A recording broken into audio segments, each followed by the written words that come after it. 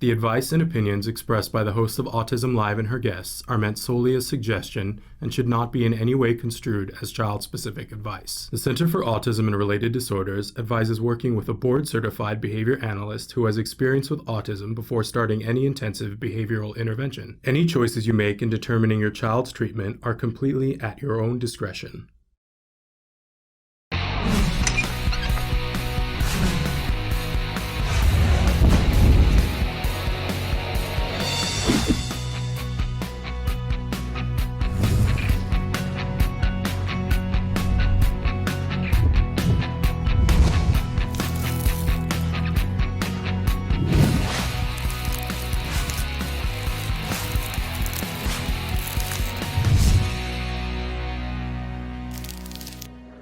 Good morning and welcome to Autism Live. I'm Shannon Penrod. We're coming to you live from places all over the world. Today is Wednesday. Excited to be here with you live because you know that Wednesday is the day that we welcome Dr. Doreen Granpeesheh to be with us for Ask Dr. Doreen. She is here with us live from a remote location. And we're excited to have her here. This segment, again, is called Ask Dr. Doreen, and it's because Dr. Doreen Granpeesheh is a true expert in the field of autism, having worked in this field for years, way more than she should own up to. We all want to know her skincare regimen. She's the founder of the Center for Autism and Related Disorders. She is also the founder of a wonderful charity called Autism Care Today. We hope that you'll all join us with your questions. We've got a couple that are, there's Dr. Granpeesheh. Morning. We already have folks writing in and saying hello. We're saying hi to Jeremy and to Mary Jo. So thrilled that you guys are here. Want to remind everybody that there are more ways than ever to connect with us, whether you're watching us live or in podcast form. We want to briefly go over some of the different ways that you can be watching us. If you're watching us live, you might be watching us on YouTube, on Periscope, on Twitter, on Facebook Live, or on our homepage, autism-live.com. On all of them, there are ways for you to connect with us and to have your question asked here on the show. We are doing a new format, and it's faster than ever. People are writing in and saying hello to you, Dr. Granpeesheh. Hi, Michael. And Jeremy is saying hello. Notice on the left-hand side, it's all the places that we are live. On the right-hand side, it's all the places that we podcast to, in addition to the places on the left. So we are a free download on iTunes, either picture and sound or just sound. We are also a podcast on Apple Podcasts, on Spotify, iHeartRadio, Ghana, Amazon Music, which is brand new, check it out, Audible, and on Deezer. And of course, we are always available on autism-live.com. Want to say to you that we're thrilled to be on all of these sites for free. It is of no cost to you. We are a free download on all of those places. If there's a place where you know that we could be, that you would like to be watching us wherever you get your podcast, please let us know and we will make sure that we check that out and get started there. Saying hello to Christy and Kim and Paula and Kirsten. Kirsten, we're so excited that you're here. All right. So Dr. Granpeesheh, good morning. Good morning. Always lovely to be here. And thank you to all the parents for joining us, or families. Well, we're excited that you are here. And we always say on this show that the show that we do 5 days a week, we're doing for that larger autism community, which starts with individuals who are on the autism spectrum. They're the beating heart of our community.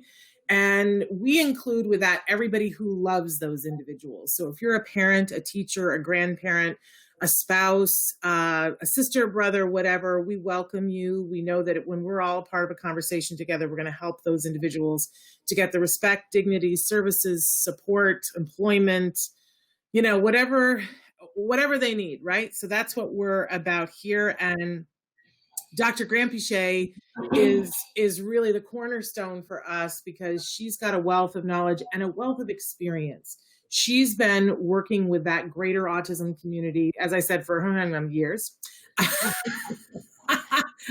You're never squeamish about it, but I always hate to give you away. So there we go. It's a big part of my life, Shannon. It's most of my life, and so I'm actually very proud to be probably the oldest provider in the field. So. Well, I wouldn't say that, but since you're saying it, I think that's one of the true things. But look at how young it's kept her. So, I think working with this population has kept you very young. Plus, you're young at heart, which I think is half of it. thank you. In any case, so she's here to answer your questions. We do give the disclaimer at the start of the show that there's no expert in this field or any other field that could give individual specific advice in this format. That would be a disservice to the individual. But having said that, this gives you an opportunity to ask a question of Dr. Grampiche, to get to know her wealth of experience and information, so that maybe you have more questions that you can go back and ask the experts who have eyes on the actual situation. Hello and good morning to Helen. So I want to get started with a question that came in the night. Someone said, how can I help my husband cope with my child's ASD? My husband often refers to our son as it. This is very depressing. I'd like for Dr. Doreen and your advice on how I can get him to feel different about my child, and thank you. Yeah, I can imagine that it's would be very difficult. It's hard, I guess, enough as it is, just ourselves dealing with all the issues surrounding the treatment of our kids, and then to kind of have to have additional issues like this on top of it. It's very, very stressful. But I think I would suggest that I don't know that it's right to think of it as, how do I change my husband in order to meet the needs here of whether it's myself or my child or whatever. I think it's about finding out how your husband feels. I think it has more to do with what is he going through, because it sounds like he might be struggling himself with a lot of issues, and I would probably maybe make some space in the family for him. I don't know, and we've had the pleasure of talking to a lot of dads who've educated us over the years, as you know, Shannon, some of our favorite people, and it's a different experience for dads than it is for moms. And one of the things that we've heard often from dads is that they have a very hard time not receiving any kind of attention in the family. A couple of days ago, I was watching something, and there was a scene in this documentary where someone said, sometimes in a relationship or in a family, you are a flower, and sometimes you're a gardener. And I loved that. It just stuck with me. And I think that sometimes in life, we're not ready to be the gardener, and we still need to be the flower. And maybe that's part of it. It's a struggle for so many of us when we have kids, our whole life changes, and then to have a special needs child, that might be part of it. And I know that with dads, it also has to do with kind of self-image and just everything that they hoped for and prayed for. Now they're afraid that they may have lost it, or they might have embarrassment. I mean, there's so many different aspects to what we go through in our own lives. So really, I don't know your family dynamic, but I would recommend, if there's any possibility of making space for dad to express his own emotions and how he feels, that might be the beginning of how you engage in solving this situation. I love that response, because it's very inclusive of everybody, which is very indicative of you. And you're right. We've talked to a lot of different dads about this, and they express a lot of different opinions. But one of the biggest things that I've seen from dads is that, dads a lot of times are used to the role of, I'm I'm the person who keeps, as you said, the gardener. I'm the person who keeps the roof overhead. I'm the doer. Whether that's true or not in their relationship, it's how they feel. And what we've heard from a lot of dads is, now I'm facing something that I have no idea what to do. And that we see a lot of dads who will bury themselves in work, or that they just emotionally will detach and go, because I don't know how to fix it. And what we see is that when dads get empowered, I'll tell you, we did a thing years ago. I've got to find it. And it was something actually that your daughter, it was her idea. Nikki's idea to do something. We called it Facing Fatherhood, and we sat down with 5 dads, and they ate really good food from the Bourbon Street Grill, and we made a bunch of questions, and we had them ask each other the questions, and it was just devastating to watch and to hear. And one of the dads in particular, who I always think of as dad, who always has it all figured out, and he talked about how early on he was like, I didn't know what to do. And as soon as he found that he could surf with his sons, that was just one thing that he could do with his sons that he could still have. And that opened him up to all the possibilities. And I wouldn't think of surfing as being the thing, but for him, that was something that he always wanted. He wanted to surf with his boys. And he thought when they were diagnosed, he was like, well, that's not going to happen. But they worked towards and got to the point where they could go surfing. It may not have been exactly what he was picturing at first, but he now enjoys that passion with his kids. It was an entree in. So to find something, the first time that my husband ever, I didn't know what he was thinking. And I love Holly Robinson Pete says she was on Autism Avenue and that Rodney was over here somewhere else. And that she was like, dude, you better get over here on this street. But that she now looks back at it and goes, well, that wasn't kind. It wasn't loving. But it's how she felt. Right. And I didn't know what was going on with my husband. He seemed kind of like not to get it, like just sort of just oblivious. Mm-hmm. And I kicked into high gear. Like, we got to do things. We got to do things. And the moment that I saw him register it for the first time, and he welled up and was having all this emotion. And I said, what's going on right here? And he said, I just realized he may never know the joy of being in a play. And that's how he accessed the grief and I was like, that's what you're worried about? But of course, that's what my husband would worry about. I also want you to know that my son does plays, and my husband and my son just wrote a play that they performed a couple of weeks ago. So I want you to know the hope of that my husband also got to his dream. But finding that thing, as you were saying, Dr. Grampiche, that helps them to come into the circumstance. I think it's super important. Okay, we had somebody who wrote in and said that I believe it was a 5-year-old, and if you can go back and repost that for me, Traven, because the scroll moved faster than me. A 5-year-old who likes to grab things that are not his, and they're looking for some advice about how do you teach them not to grab things.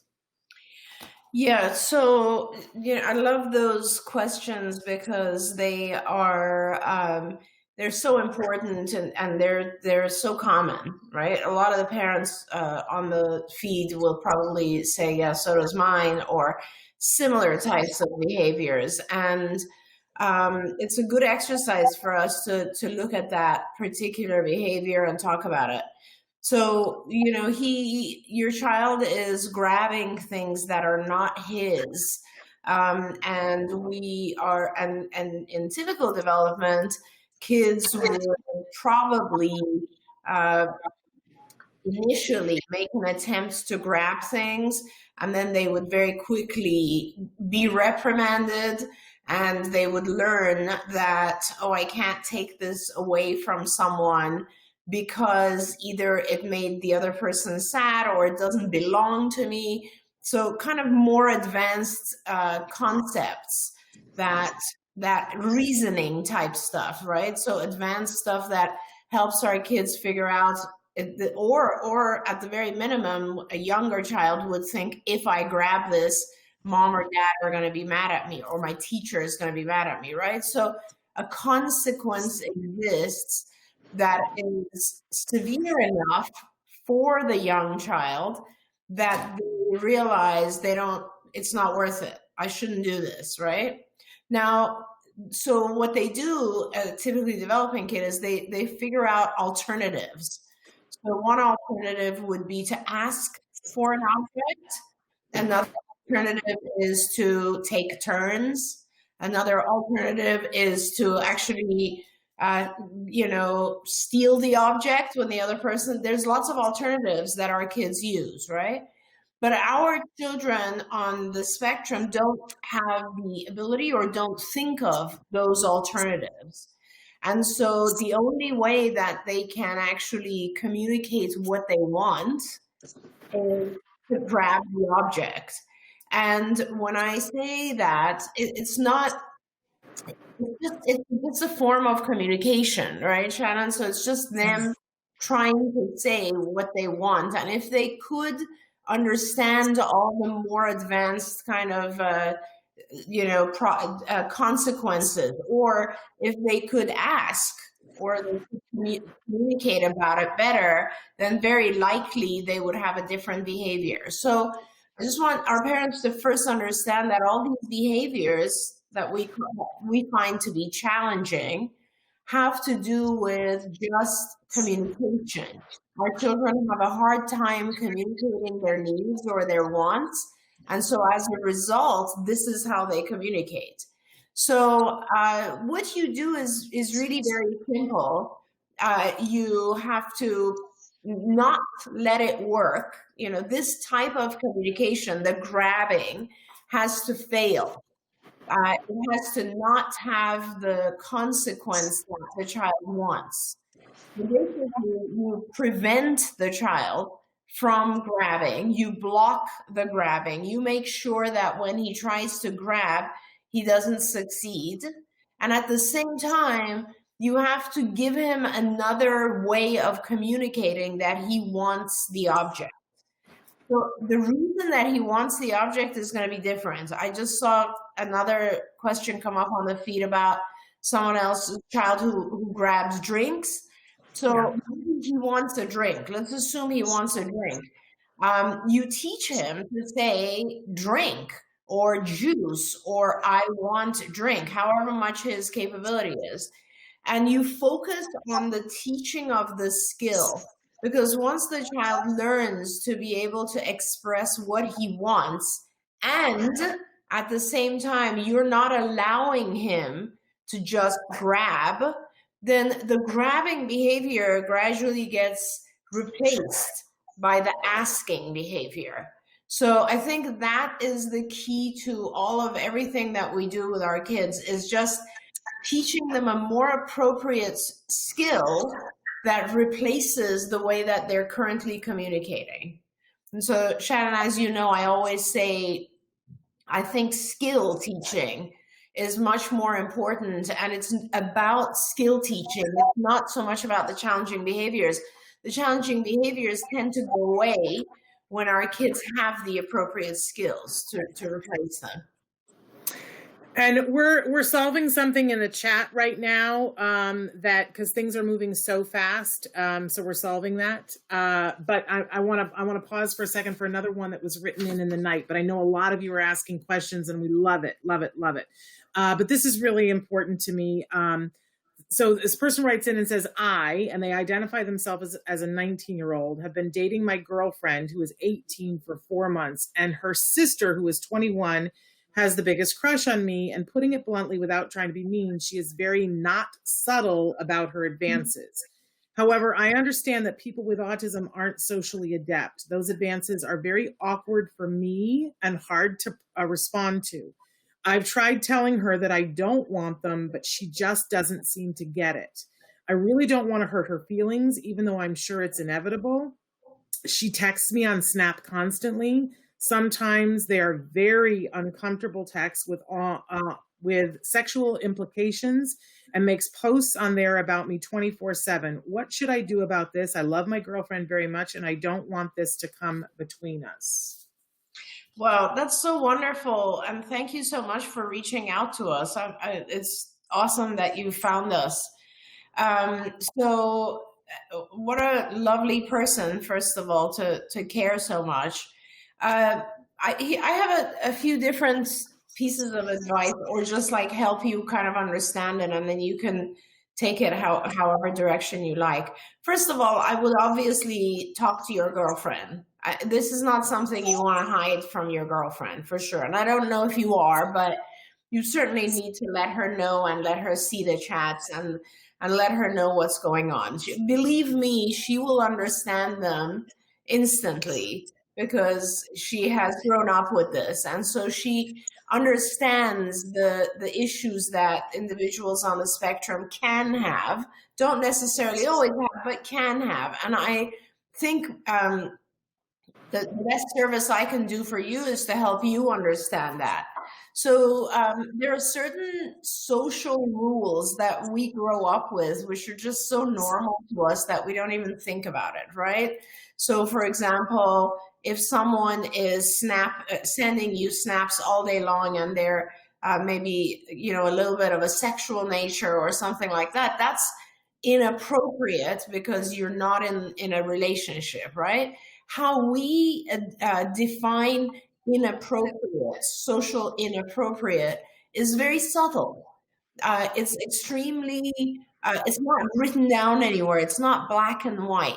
It's like, you know, just a very simple example would be if someone sends you one snap per day, is that okay? What if they start sending you 3?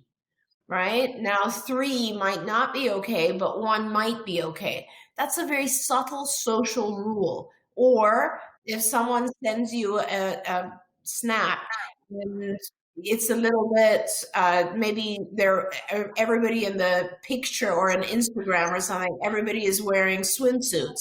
Okay, well, that might not be appropriate if it's a picture of her and her sister, right?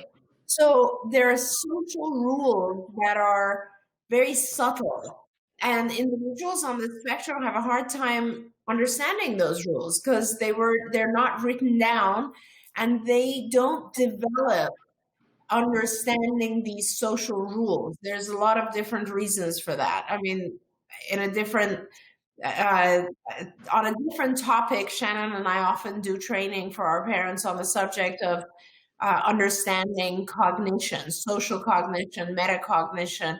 A lot of the stuff that you're talking about has to do with that.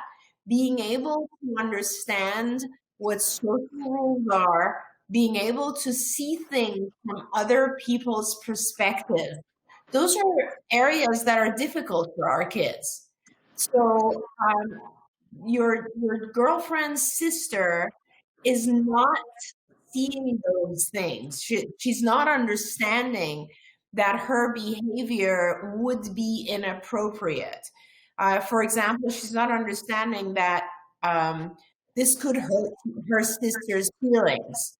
She's not understanding that it's not possible for you to have emotions towards her since you have emotions towards her sister. There's a lot of these very, very abstract concepts that she's not understanding, and she would need to learn all of those types of things in order to stop hitting on you, right? And this is not something you can teach her. It's a series of things that she has to learn over a course of time. And my recommendation is that you speak with your sister, with your girlfriend, so that she can help find the right resources for her sister, so that her sister can learn. It's not just about you, it's about the next relationship as well, right? And so there's a series of things that she has to learn. And I think for you, your first step is to talk to your girlfriend about it. She won't be upset because she knows her sister and she knows the stuff that her sister struggles with. Absolutely. I love that. I think it's great advice. Wonderful, wonderful. I'm going to press on ahead because we are overwhelmed with questions. Hi, I was hoping that I could ask a few questions through here. I have 5-year-old twins, a boy and a girl. Our little boy was diagnosed at the age of 3.5 with autism level 2, global developmental delay, and language disorder. For him at this moment, we are curious about his outbursts during TV time. When he watches his YouTube, either on TV or iPad, he will have moments where he just lets out a loud noise, sometimes even a scream. What could be the cause of the sudden outburst? So and Shan, then, can I and stop then you she for has a a second? question about her daughter. Yes, but let's stop there. Yes. Sure. So do we know if the boy is 5 or 3 or is one or the other? He is 3.5, so 3.5. And as you know, my pet peeve. So the someone has given the child a diagnosis with just one number, which is a 2, right? Okay. Yeah. Yes.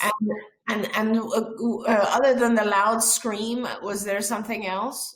With her daughter is toe walking, but the little boy, that's all we know for him, is that he's having these sudden outbursts. Okay. And sometimes it's a scream. Yeah. So I'm afraid I would need to ask many more questions before I could tell you a lot more. Oh, okay. I see that they just wrote. Yeah. Boy is 5. He was diagnosed at 3.5. Great. Got it. So, and I have to say, and I'll say this for our viewers, a lot of times someone will give you a diagnosis and they'll give you one number, and that's just incorrect. There are 2 domains in autism. The first domain has to do with social communication. These are like the areas of deficit, right? The areas that are different. The first one is social communication. And those are things like everything from like eye contact to normal conversation to being able to play with others appropriately, to be challenging. All of this kind of stuff falls into social communication, right? And 2, the number that you receive has to do with the level of support the individual needs in that domain, in that area. So if your child needs a lot of support, then they would receive a 3. If they need medium support and social communication, then that's a 2.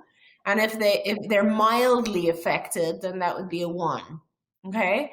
But there's a second domain. The whole other side of autism has to do with what we call the ritualistic or stereotypical types of behaviors, such as self-stimulatory behaviors like perhaps loud screaming, what we call echolalia, or running around and turning the lights on and off, repetitive behaviors that we often don't know what causes them, looking at things in a particular way. So there's a big component of that second domain which has to do with sensory issues. And again, in that second domain, there's a 1, 2, or 3, the amount of support that the child needs. So usually you have to have 2 numbers. So for instance, a child could need a lot of support in the social communication domain, in which case they would receive a 3, but very little support when it comes to the repetitive stereotypical behaviors domain, right? So then they would receive a 1.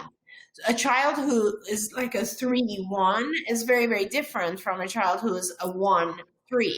So we have to kind of be clear about that. But I'm making the assumption that he is 2 in one or the other domain. There should be 2 numbers, right? So we're just going to say he's 2-2, and which means he needs a medium level of support in both domains. Now, what is the screaming about? Again, I don't know him well enough, but a lot of times, as I said before, these behaviors show themselves when our kids cannot vocally communicate. So when the screaming occurs, you need to figure out what are some of the antecedents and what are some of the consequences. What are the things happening around the screaming? It could be that he's screaming to get your attention. It could be that he's screaming because he just saw something very exciting on the screen. And if he had language, he would turn to you and say, "Mom, check that out. Look how cool that was." But he can't. He doesn't have that language. So his excitement comes out on the screen. It could be that he just likes the sound of the scream because has a sensory need where he likes to hear himself scream. And there's a lot of different things that it could be, but that you can only determine that by knowing what happened before it, what happened after it. How did the environment manipulate what just happened? So without that information, I can only give you some of those options. It could be sensory, it could be challenging, it could be communication. All of those types of things are possible. And so before I could help you kind of figure out how to deal with it. So we've got a lot of people that are writing in that their children have similar behaviors, but the problem is that each one of you, your kids might be doing it for an entirely different reason. Oh yeah. So we're going to do homework and ask for everyone to take ABC data on their kids doing these behaviors. So what I just did was, and you guys, if you watch the show, you've seen me do this before. I took a piece of paper, I folded it in 3 and across, so now I've got 3 columns, and across the top, I wrote ABC. A is for antecedent, which is what happened before. B is for the behavior. C is for the consequence. And you're just going to take data. So after he does it, while he's screaming, you're thinking, you're not writing down while he's doing it, but you're thinking to yourself, what am I going to write down on the piece of paper? I'm going to write down that he started screaming and I'm timing it, and he screamed for 5 minutes, and he did it in this pattern. He ran around the room while he was screaming. He made eye contact with me while he was screaming, whatever it is, right? It's going to look different for everybody. Then, so you write that down first when the behavior is over. Then think to yourself, what happened as a result of it? Do we all pay attention to him? Did someone say, hey, stop that? What was the consequence? And then last, go back and think to yourself, what happened right before? That's when you're, being a forensic scientist, where we watch, somebody wrote in and said you were watching Mario, and that it happened. So you would write that down, and you write down what time it happened, and fill a couple of sheets. You'll start to see a pattern, but more importantly, bring it back to the show to share with us. And then Dr. Granpeesheh will have more information because things start to emerge, right? What do you learn from ABC data as a BCBA? I'm asking you, Dr. Granpeesheh, what kinds of things? I'm also having a couple of technical issues here. Asked me to reload, but okay. So actually, I wanted to actually do exactly what you mentioned, which I think is perfect, because for every one of the parents on here or viewers on here, when you see a challenging behavior, you can't assume that it is just a bad behavior and that we need to get rid of it. It has a purpose. Right before I lost my chat feed on here, so I apologize because I can't see any of your questions anymore. But I saw a parent who wrote that her son screams when they hear loud on the TV, something loud on TV. So another function of a behavior, another reason that I had forgotten to say could be just simple imitation, right? It could be communication, imitation, all these different things. It is super important always to try to do what Shannon suggested, which is figure out what that challenging behavior is trying to get across. I'll simplify it for all of you and you can do this exercise that Shannon suggested, but it's very, very simple. When you think of behavior, any behavior, good or bad, all of us, we do what we do for 2 reasons alone. One is to gain access to something, and one is to avoid something. That's it. That is, human behavior is governed by those 2 things. Gaining access to something or avoiding something. Now, the things that we want to avoid are all kinds of things, right? And for our kids, just to keep it simple, it could be you want to avoid punishment. You want to avoid the anger of your parent. You want to avoid an environment that is overly stimulating. You want to avoid a food you don't like. You want to avoid stopping doing something you like to do. You want to avoid all these types of things that our kids want to avoid, right? What do you want to gain access to? You want to gain access to things you like. You want to gain access to more of the show you're watching, gain access to your favorite sweets, gain access to running around outside, whatever it is. So you always need to figure out that particular behavior. What is it trying to avoid or gain access to? And when you know that, then the treatment becomes, the way to deal with it becomes very simple. Often we want to give our kids access to the things they want, and we want to help them avoid the things they want to avoid if they ask for it appropriately. And so that's the key to it. It's just figuring out what it is they're trying to communicate and giving them a better way to communicate it. Okay, so another way to look at it, but if you'll tell us some of the more circumstances, it will, because for each thing, if you know what it is that they wanted, there's different interventions that science have proven to be effective. That's the key, is that you got to know what you're looking at first, and then science has already told us a way to intervene. And and to keep it real simple and even non-scientific, it's the same thing. If you figure out a child is tantruming to get attention, because they're trying to get access to attention, that's one of the things that we want to gain access to, then don't give them attention, because the way they just communicated it by a tantrum is not something you want to increase. You don't want to reward that behavior, right? You give attention when they do something appropriate, not when they do something inappropriate. And that's the same thing. I mean, not to call it appropriate or inappropriate, but challenging or not challenging. So if you attend every time a child screams, the screaming worked. It worked. It got your attention. So, and if you don't attend when they scream, but instead you attend when they're quiet, then being quiet will increase. So it's really kind of that simple in terms of ABA, but it's a lot more complicated when you do it in real life, because often, like when a child screams, as an example, they're not doing it for one reason or another. They're doing it for multiple reasons. That's when it starts to get confusing for our parents. Yes. I love this question. Right now, my 5-year-old son vocabulary is excelling like crazy. He was considered nonverbal, but that seems to have changed over the last few months being home with mommy. But behavior is out of control and preventing me from having him participate in virtual school. Now the ABA is going to come in the home to help with control and give me more parent training. Is it common for them to stop progressing in one area because they are excelling in another?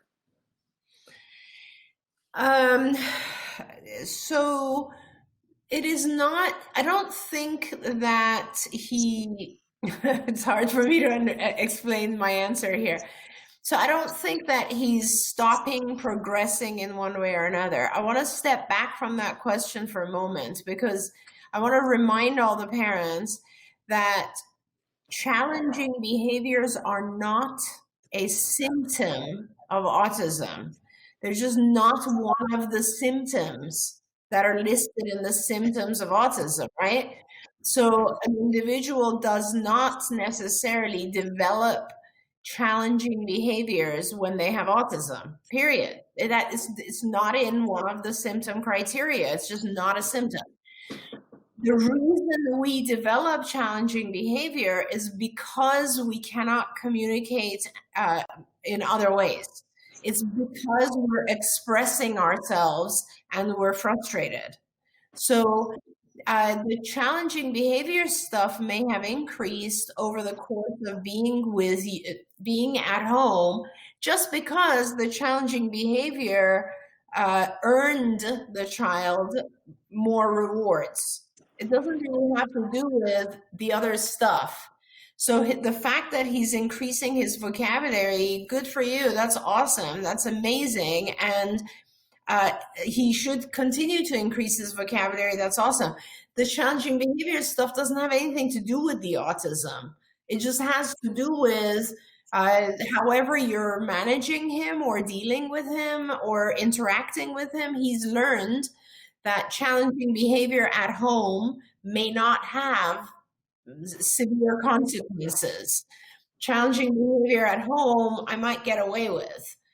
Because mom is also so happy with me because my vocabulary is increasing that I might get away with my challenging behavior. Whatever it is, they're not related in that sense. The challenging behavior can easily be gotten under control, and the rest of his skills will continue to grow. When you have, I was actually going to ask that parent a question in a different way. What was happening before that his vocabulary wasn't increasing? I mean, you need to think about, why wasn't his vocabulary increasing when he was in school? So the fact that his vocabulary is accelerated right now is a wonderful thing. That is more meaningful than the challenging behavior. Don't worry about the challenging behavior. That stuff is easy to get rid of. There you go. And she asks, is it avoidance? And my assumption is, and tell me if I'm wrong, is it avoidance of the virtual school? Because we're hearing that across the board, God. Dr. Grant-Pichet. Yeah, the kids are not loving the virtual school. Yeah, I mean, everyone, that's a given. That I would agree with that 100%.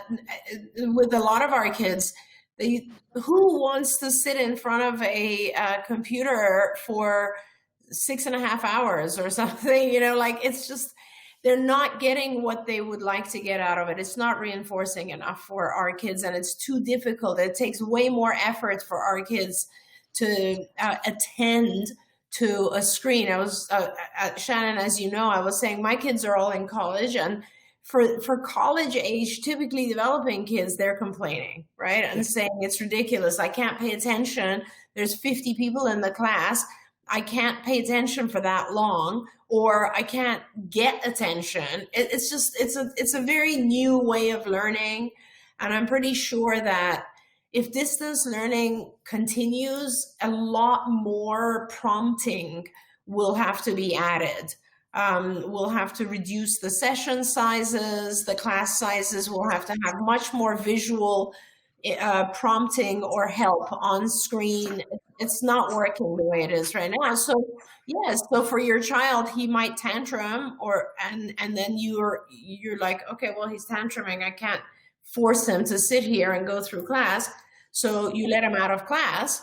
And so he learns tantruming gets me out of class. And it's as simple as that. Our kids are smart. They figure out that their challenging behavior got them what they wanted, which was to avoid class. Yeah. Now is a good time for me to bring up, because as we're talking about distance learning and the fact that this mom is saying that language exploded with mom, I do love, it's a tale of two cities, right? I know that many of you are having a very hard time with the current circumstances and the distance learning. But I would say equal as many of you are saying that, oh my gosh, I'm seeing that my child learns better with what I'm doing than what they were doing at school. That I think that's very telling, and I want to look for the gifts where we can. For those of you who are like, well, I don't know how to do that. I want some help. I need some support. I want you to know that Skills Weekly sends us an email to let us know what their specials are. Somebody had written in the question about, is skills good for parents? It's good for everybody. Let me say that.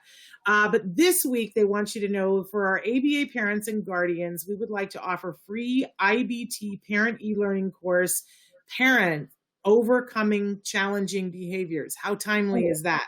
So that's free right now for all of you. I'm going to tell you how to get that. Get your pens ready. But there's more. If there are educators who are watching, or those of you who want to give a gift to your educator, right now they're offering our IBT educator e-learning module, Educators Starting to Teach.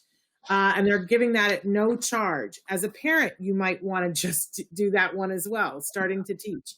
They are also continuing to offer their full RBT 2.0 training course. That's a registered behavior technician training course. It's free to the parent audience on a case-by-case basis. So if you're like, I want to know what my therapists know, I want to know all these things, it's like a $440 value, and they're giving it to parents on a case-by-case basis. You have to want to do it, right? They don't want to just give it out to people who aren't going to use it. But for those of you who have done it, you know it's worthwhile. And you can do it at your own pace. If you have time at 2:30 in the morning, you can do it at 2:30 in the morning, and you can rewind. It's fabulous. In addition, they're continuing to offer a 10% discount on all skills products for anyone that calls and says, you saw it on Autism Live. I always say Shannon sent you, you're part of the friends and family discount. Are you ready with your pens? So to get any of those deals, you need to call 877-975-4559. Again, that's 877-975-4559. If you are watching internationally, as I know many of you are, the best thing to do is to email me and say what it is that you want, and I will connect you via email with the appropriate person over at Skills and IBT. Again, that is, you can call the number 877-975-4559, or you can email me at s.penrod@autism-live.com. I think Traven will be nice and put that up on the screen for us. And one of our wonderful skills folks said, for parents who use skills, we have unlimited live one-on-one training, and we are here to help them to use skills. Thank you. They are amazing, amazing individuals. Okay. We've got people saying hi from India. Love, love, love that you are here with us. Wonderful, wonderful, wonderful. I want to go back to some of our comments because they've come in fast and furious here. Okay, how do we make potty training for an 8-year-old boy? He doesn't wipe. Any suggestions? Yeah. Yes. If it's just a matter of wiping, then that becomes your only goal. And I would suggest that you do that in a shaping process, or even you could do a backward chaining process. And what I mean by that is that, let's say you do a backward chaining process. That essentially means that you would do the majority of the wiping at first, and he would then do the last portion, and you would heavily reward him. And then you gradually leave more and more for him to do. So you would now do everything but the last 2 steps of the wiping, and then you would model for him, help him, prompt him, and he does it. He completes the action, and you then reward him. And you gradually will do that until you are fading yourself out. That's called a backward chaining process. And so it's easy. There's a lot of these types of behavioral processes that we do that our kids will adjust to easily. But if your child is not if the problem is not just the wiping, then we need to do a whole potty training procedure. And we have, Shannon, I'll let you tell the parents where they can access a lot of our trainings that we've done on this subject. Yeah, if you go to our website, autism-live.com, there's a couple of different ways you can access the videos there. That's our whole library is available on that site.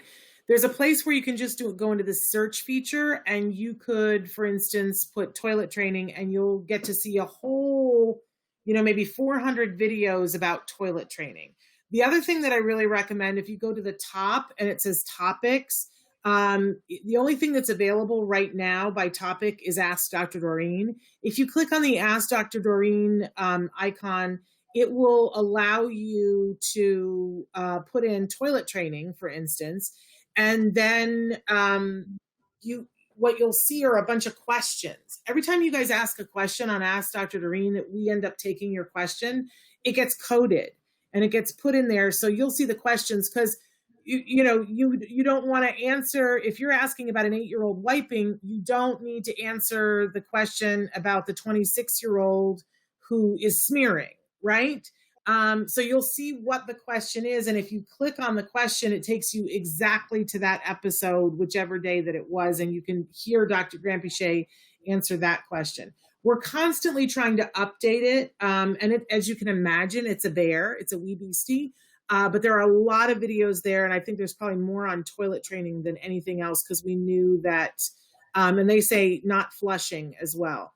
So very likely we have answered a question about that before, so that you can check that out. And that's available to everybody. Our website is autism-live.com. And there are tons of resources all over the page. I really encourage people to click on all the buttons, check out the playlists, check out the toy guide while you're there, leave a comment in the chat. In fact, I want to go to a question that was left in the chat on the website. I would love to know, what is the difference between a psychoeducational evaluation and a neurodiagnostic evaluation? Our little girl turned 6 in August and has an ASD diagnosis since age 36 months. She is also hyperlexic. We are trying to find out as much as possible about how she thinks and how she learns, and also how to best help her in school. She has a full-time aide in a regular first grade class with OT and speech therapy at school. She has private speech therapy, OT, and ABA, and they sent their email, and they said, thanks for all you do. And I love this question. I love it when parents are in that place of saying, I want to understand. I think we all feel this way, don't we? We want to know, how does our kid think and how do they learn? And if we can keep asking that question as our kids change, that's a very empowering question to ask, in my opinion. Dr. Granpeesheh, I know that this is a particular area of expertise for you. So I love these questions. Yeah. Can I quickly, though, I was kind of, and I will answer this very quickly, but I really wanted to just also, for the previous parent, yes, just wanted to make a quick suggestion to take pictures of the different steps having to do with toilet training and put them up, or just write them if your child can read, so that they know that after they're finished, they have to flush. So just the steps, each one, right? So like going there, like taking your pants down, for instance, sitting down, et cetera, each step. And then also, include hand washing and all of that. So it's not, the flushing, I think, is an easy action. It's just probably they forget the steps. Okay, so but now I got to add something to it too. That I think it's always great to have that visual schedule to show, but a lot of times what we forget is you have to have some sort of meaningful reward for the behavior, because to them, flushing, there's nothing pleasurable about it. For a lot of our kids, it's a sensory nightmare. Why would they want to flush? There's nothing in it for them. So we need to pair it with something that's meaningful, so that it's worth their. You always talk about it's got to be fair. And to them, why would I want to flush, make a noise, have something be sucked away that makes me feel insecure? There's no reason why they would want to do it. So you've got to reward the hey nani nani, and it's got to be something that's meaningful to them. Absolutely. Every step that you have your child do has to be rewarding. Every step. So each of those has to initially will be rewarding on its own, and then gradually, as you shape and chain, the reward comes at the end of the whole chain. But initially, there's a reward for each portion of the chain, right? And Shannon is right. With flushing, it's for some of our kids, it's a particularly aversive activity because of the sound or the look and all of that. So you need to increase the reward. Whenever an activity is more difficult or more aversive for a sensory reason or any other reason, you have to balance it by increasing the reward. Definitely. So now getting to this question. Yeah. Psychoeducational testing has to do with your ability to learn. Okay, so the different things that you are ahead of or behind in education, and psychologically how your brain works to learn those things. Diagnostic is a little bit different. So neurodevelopmental testing has to do with how your brain works. So I'll give you some examples. In neurodevelopmental testing, all neurological testing really, you're focusing on things like memory, like how is your working memory? How is your executive function? Like, how do you plan things? How do you remember things? How do you categorize things when you learn them? Those types of things, right? In psychoeducational, it's taking those concepts and applying it to education. So for example, if your working memory is defined as when you learn something new, it goes in and it modifies the old stuff you had learned in an appropriate way. So for example, you learn that it can be hot sometimes, it can be cold sometimes, temperatures, weather is different, right? And then time goes by and then you learn a new thing, which is, temperature in different parts of the world is different. In like certain parts that are closer to the equator, it's more hot, and parts that are further away from the equator, it's more of the time cold, okay? That information has to be integrated with the old information, so that you come to realize that, where I am, it's a little bit of each. It's about equal. But in other parts of the world, it's more of one or the other, right?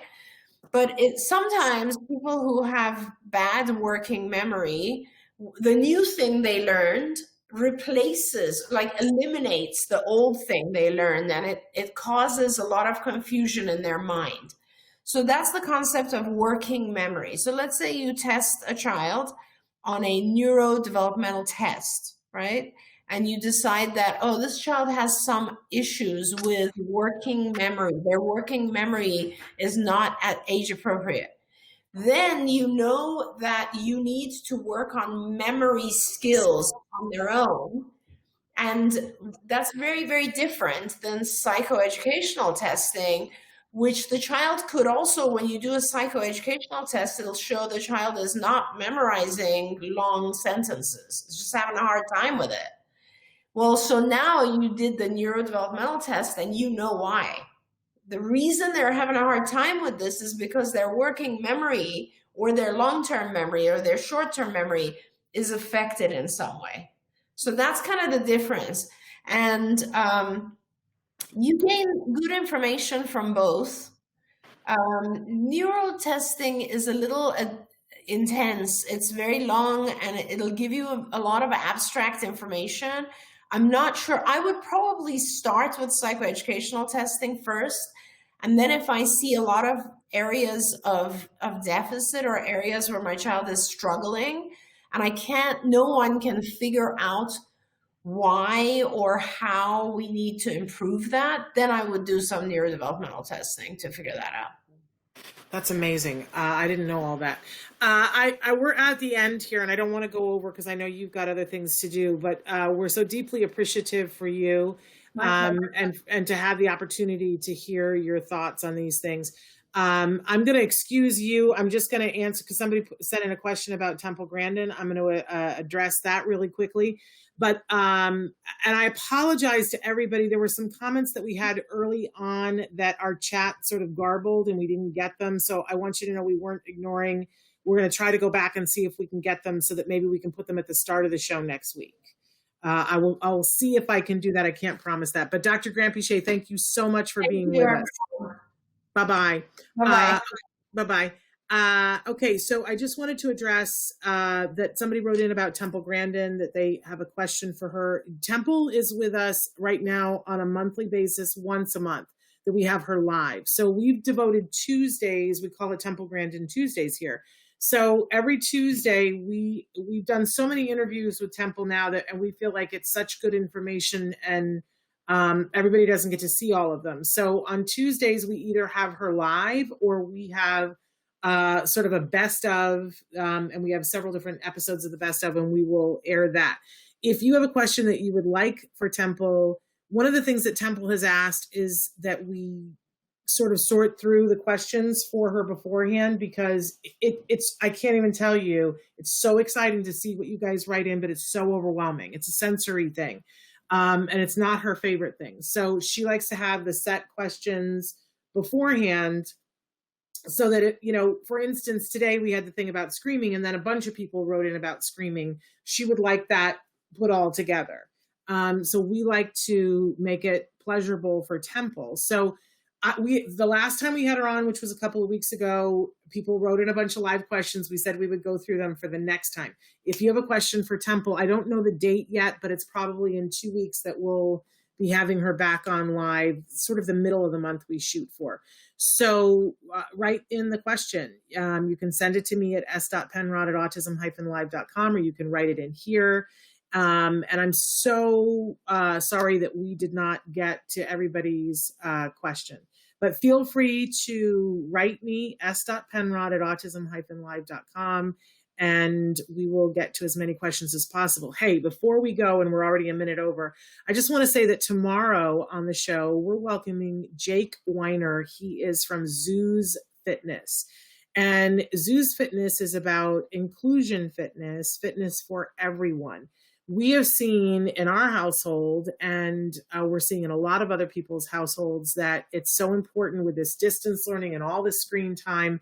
It was always important to, have an opportunity to move your body, right? But for our kids and for regulation and for us, it's more important than ever. So we're going to be talking with Jake tomorrow about what you can do that will help all the other times of the day.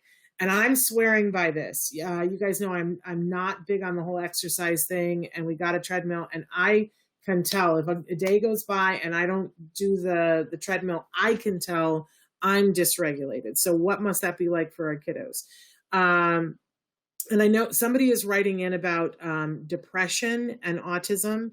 And I want to tell you that we definitely want to encourage you to seek out professional help.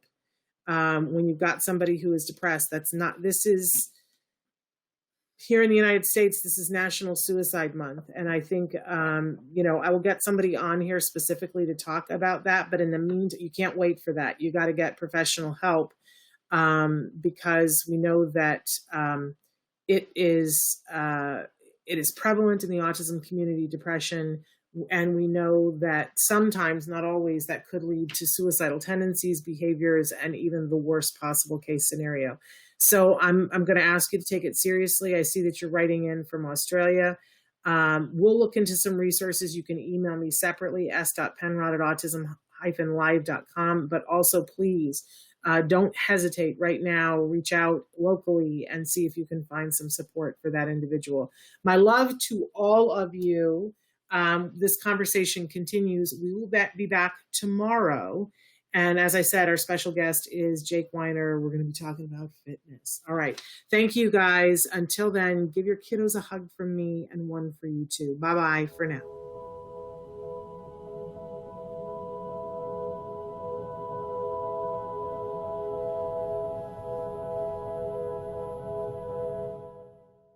Hey, thanks for watching Autism Live. To subscribe, click here. And if you'd like to check out some more of our videos, click here.